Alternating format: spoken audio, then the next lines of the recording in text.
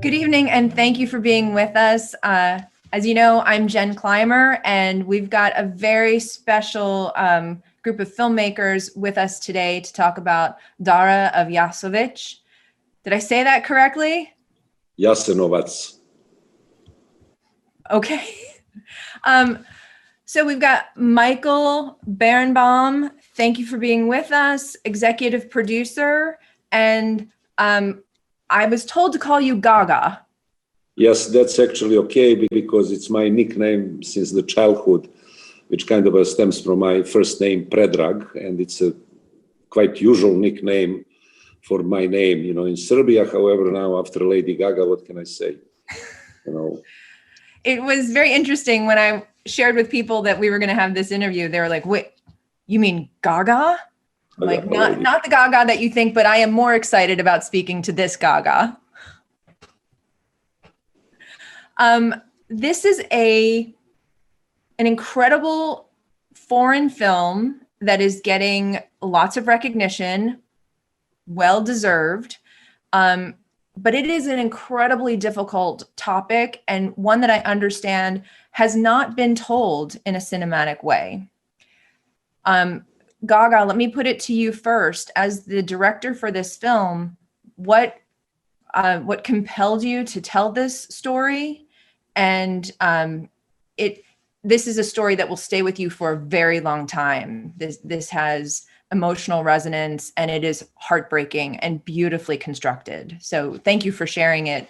What drove you to tell this story? Thank you for the kind words.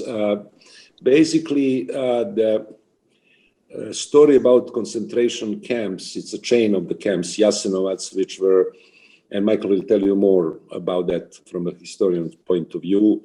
They were, during the Second World War, established in Croatia and run by Croatian Nazi government at the time, so-called Ustashi. And that's the story which has not been told in terms of making like a feature about that camp until now, like 75 or 76 years is going to be in April since the camp was liberated. And there were, of course, books written on the subject matter and some documentary movies. But for some reason, this story somehow never made it to the big screen. And knowing that, I kind of talked to Michael, a few years back, that maybe kind of it would be good to make this story and tell this story for the wider audience to kind of hear about that, because these camps were somehow over the course of 75 years never the subject matter of some international discussions. It was known subject matter in the circles of scholars like Michael, and obviously for the people in the Balkans. And coming from there and knowing that it's a really very, very touchy point in a relationship of the people in Balkans, I kind of felt that the story should be told. And then Michael and I started talking, and then the movie kind of came out of that discussion, and here we are. Part of the uniqueness of Jasenovac is it was the only death camp not established by the Germans in World War II. The Germans inspired it, and the Ustasha essentially took up their task. It also was a camp in which Jews were a minority of those murdered. Serbs and what we call Roman Sinti, who are pejoratively known as gypsies, were the other parts of the population. So the Ustasha used it to solve the Jewish problem, to solve some of, or to deal with what they perceived as a Serbian problem, and also to get rid of the Roman Sinti. So it was a unique camp because it didn't fit in to the normal study, the ordinary study of the Holocaust. It is fascinating because you, not that any of this is justified, but there was a very clear directive from the Nazis about the Jewish people. The Serbian and the Croatian conflict that's really told through this story in the very beginning, as you enter the Serbian point of view as they're walking toward a train, is the only difference is how they cross themselves. To hear that as the setup of why these people are being marched basically to work camps and death camps, it is devastating. And you know right away from the way that you set it up that this is going to be through the eyes of a child, because the first sacrifice is a mother putting her infant basically in the reeds, waiting for someone else to pick that child up and save it, which happens. And it does give you hope that maybe at the end of this, you're not going to be quite as devastated, but there are scenes that still will break your heart. Well, that's a story as old as the Bible. Yes. Remember, that's the way in which Moses was saved. And what you have in that scene, which is enormously poignant, is the difference between a bystander and an upstander. The two women are working together, and one woman says, "Don't get involved. Mind your business, stay away." And then in a glimpse of an eye, the other woman says, "I can't do this. I can't let that happen." And the mother loves her child so much that she does the most awful thing imaginable, but she gives her child away in order to rescue that child's life. It's actually the event which did take the place. The grandma of one of the Serbian actresses was that child. You know, that actress was not in the movie, but that's how her grandmother was saved. And basically we took that story. It's actually, you know, the name of the woman and everything, you know, and she was able later down the line from, because of these Croatian people who adopted her, and they told her the truth, and she was able then to track down her origins and where she was coming from. And, you know, it's even every event in the movie depicted is based on some, you know, let's say events which took place and facts which were proven later in the court or in the history by the scholars. Michael, please. Part of the power of this movie derives from two factors. The first is that it derives from the fact that we see it through the eyes of a child. And the audience sometimes doesn't see the event, but sees the response to the event in the eyes of a child. Gaga is fond of saying that a 10-year-old child had to grow up, had to become an adult. You'll also see it as a perspective of a childhood that was robbed and the innocence that was destroyed. The second unique part of it, and I have to give Gaga full and complete credit for this, is the rule of making a good film on this is don't add drama, let the dramas come forth. You don't have to invent. This was an event of such magnitude, such horror, such depth, such loss, that all you have to do is to channel the reality and give the audience the opportunity to experience it, but not over-experience it so you don't indulge in the violence. And that's why the use of a child's eyes is a way both of engaging the audience, but also shielding the audience from seeing the full nature of the violence that was involved. Yeah.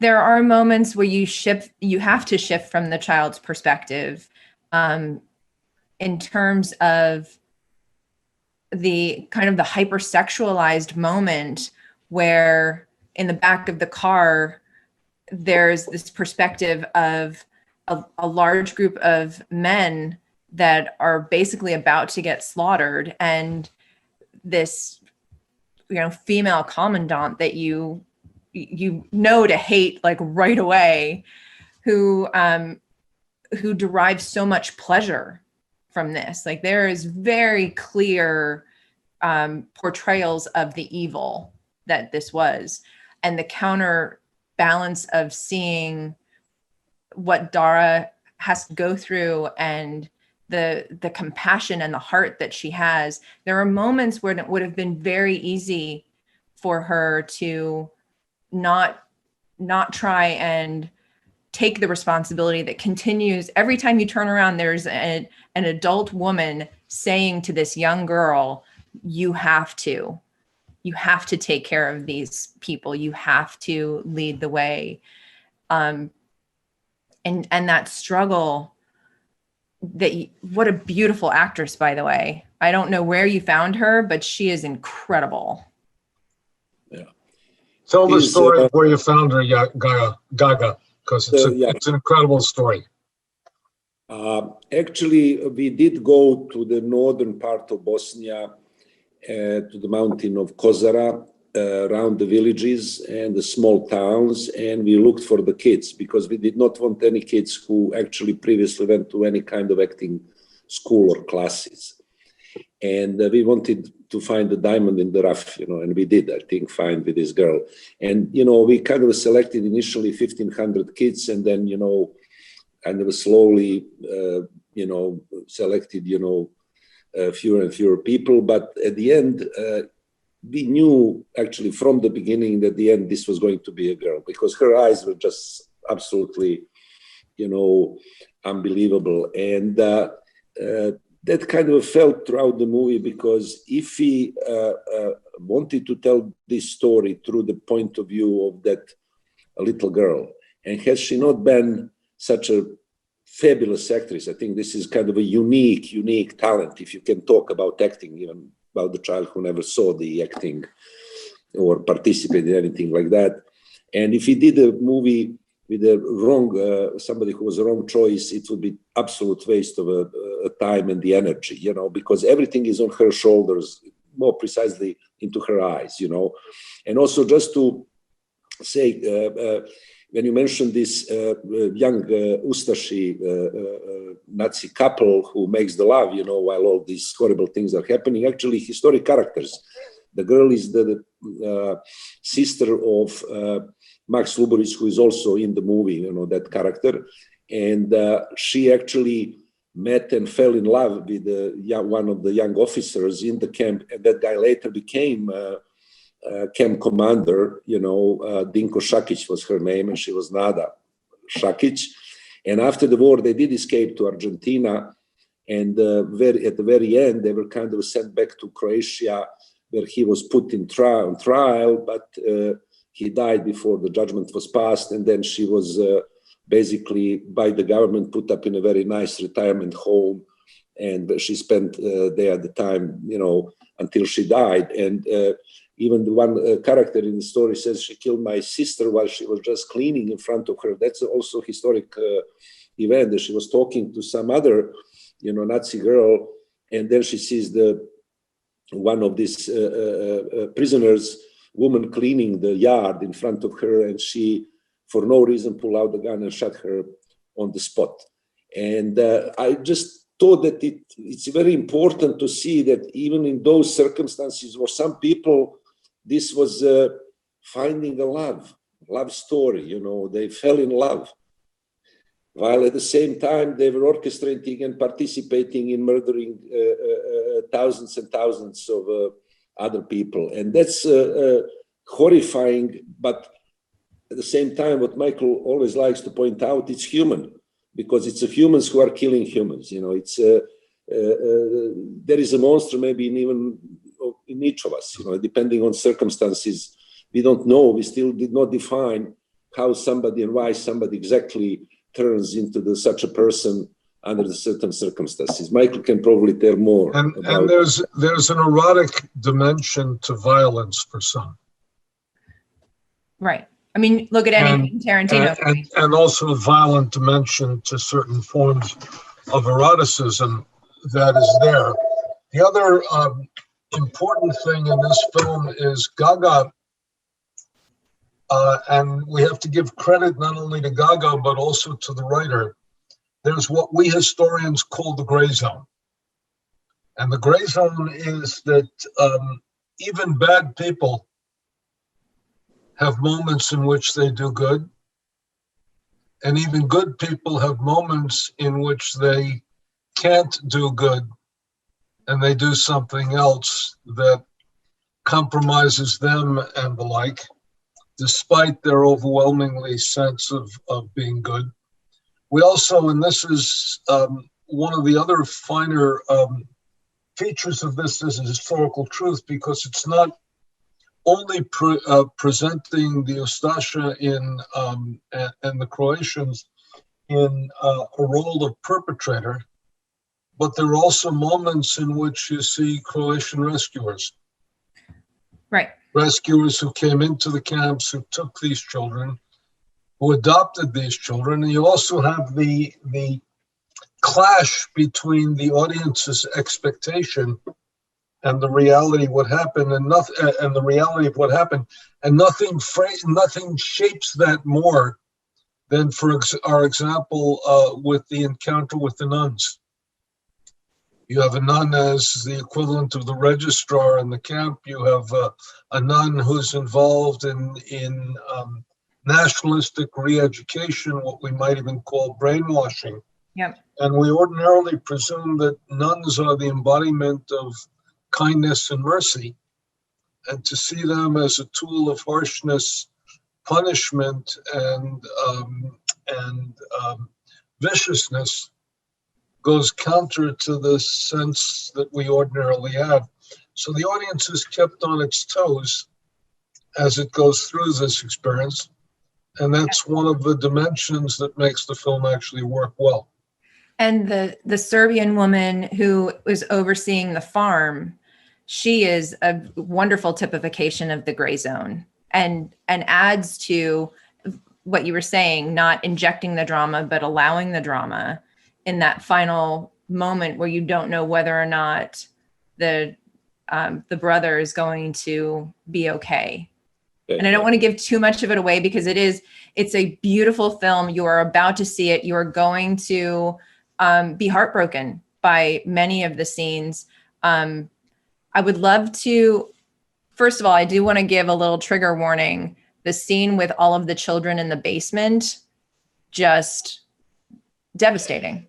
Also, it's a scene which did happen. 67 kids that guy Ante Vrban was his name, killed in the camp of Stara Gradiška by throwing a cyclone gas on them.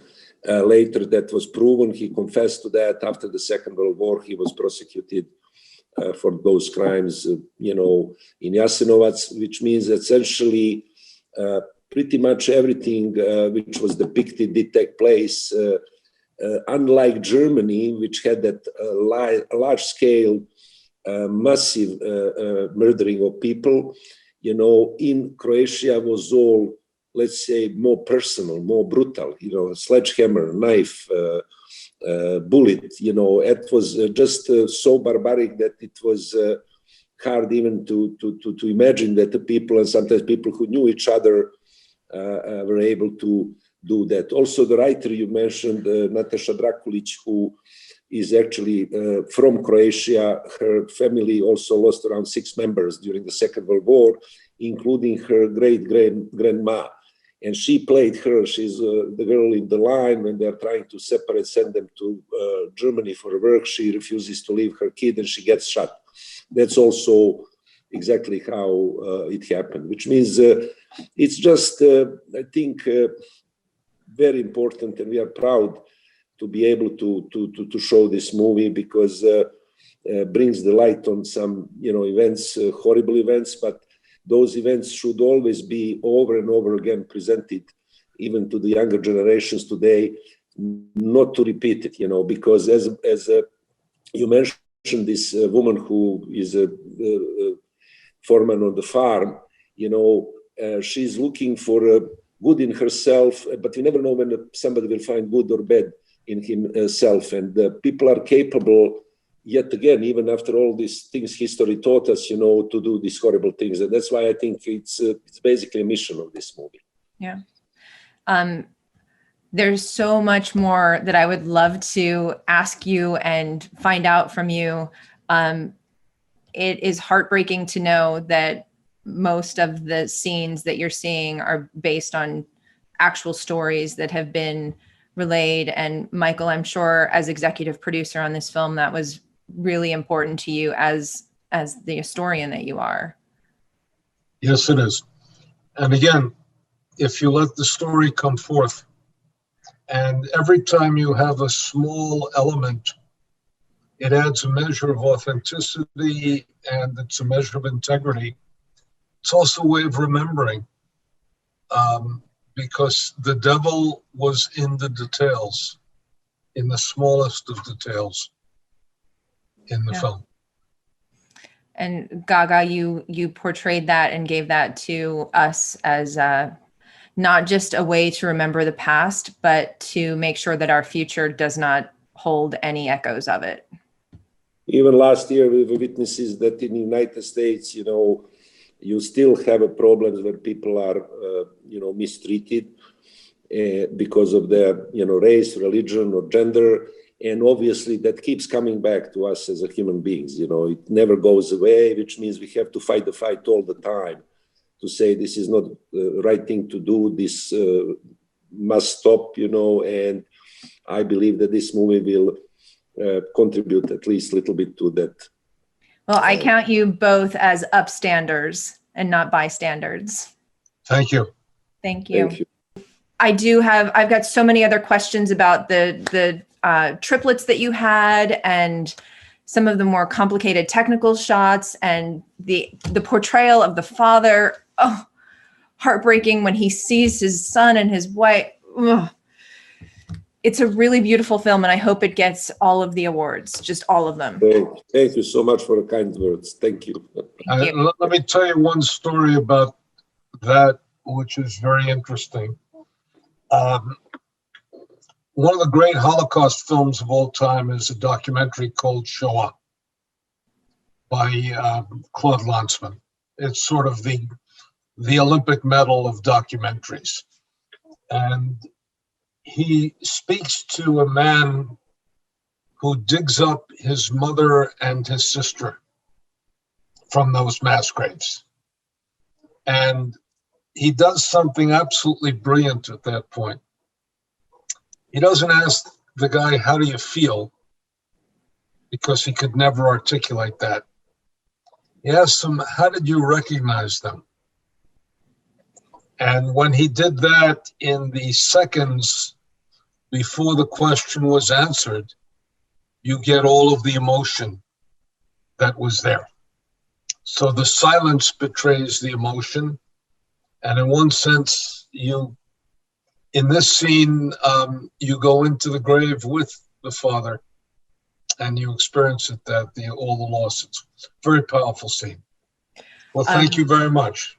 Yeah, watching this movie during a pandemic is heartbreaking, because that is evil that you can see and you can put a name to and point a finger at. And, here we got something we can't see, which is devastating. Yeah. So you broke my heart again. Thank you. And by all means, please come back. We'll see if we can get Ali and Julia to connect us once again, so we have more than 25 minutes to talk. Thank you so much. Thank you. Thank you. Enjoy the film.